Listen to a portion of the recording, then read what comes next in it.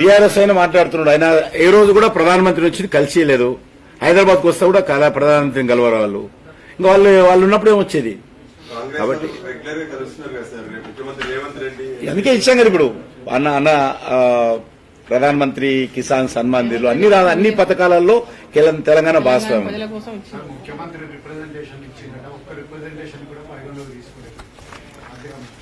తప్పకుండా నేను ఇంతకుముందు చెప్పాను, కొన్ని ప్రత్యేకమైన ఇచ్చాను తెలంగాణ కూడా. ఇంతకుముందు చెప్పాను, నేను మళ్ళీ రిపీట్ చేయమంటే అవి చేస్తాను.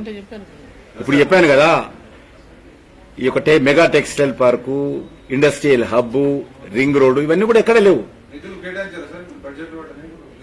అన్నీ ఉన్నాయి. ఇప్పుడు అదేం పర్వాలేదు. ఇప్పుడు డీటెయిల్ కొత్త తెలుస్తుంది.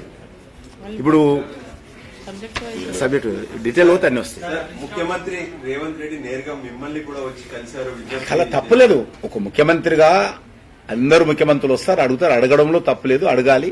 అవసరాన్ని బట్టి నేను ఇంతకుముందు చెప్పినట్టు ఇచ్చాను కూడా కొన్ని. నేను ఇంతకుముందు చెప్పాను, మెగా టెక్స్టైల్ పార్క్ దేశంలో 7 వస్తే ఒకటి వచ్చింది. ఇండస్ట్రియల్ హబ్ దేశంలో 11 వస్తే ఒకటి వచ్చింది. నవోదయ విద్యాలయాలు ఎక్కువ శాఖ మనకు వచ్చింది. రింగ్ రోడ్డు దేశంలో ఎక్కడా లేదు, రీజనల్ రింగ్ రోడ్డు మనకు వచ్చింది. కాబట్టి ఇటువంటివన్నీ వస్తాయి. రాకూడదని కలుసుకోవాలి, మంచి సంబంధాలు పెట్టుకుని అడగడంలో తప్పులేదు, ఇవ్వడంలో కూడా తప్పులేదు. తప్పకుండా అవసరమైనప్పుడు తప్పకుండా ఇస్తుంటాము అవసరాన్ని బట్టి. ధన్యవాదాలు.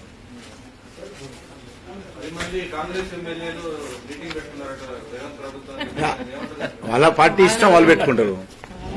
వాళ్ళని మాకే సంబంధం, మాకే మీ ద్వారానే ఇన్ఫర్మేషన్. మేము ఇంకా 4 సంవత్సరాలంటే ఇంకా 3.5 సంవత్సరాలు వెయిట్ చేస్తాము. ఆ తర్వాతనే మేము అధికారంలోకి వస్తాం. మాకేం తొందర లేదు. భారతీయ జనతా పార్టీకి ఈ రోజే ప్రభుత్వం కూలిపోవాలి, మేము అధికారంలో అవ్వాలని తొందర ఏం లేదు. కాబట్టి మేము ఇంకా 3.5 సంవత్సరాలు వెయిట్ చేస్తాము.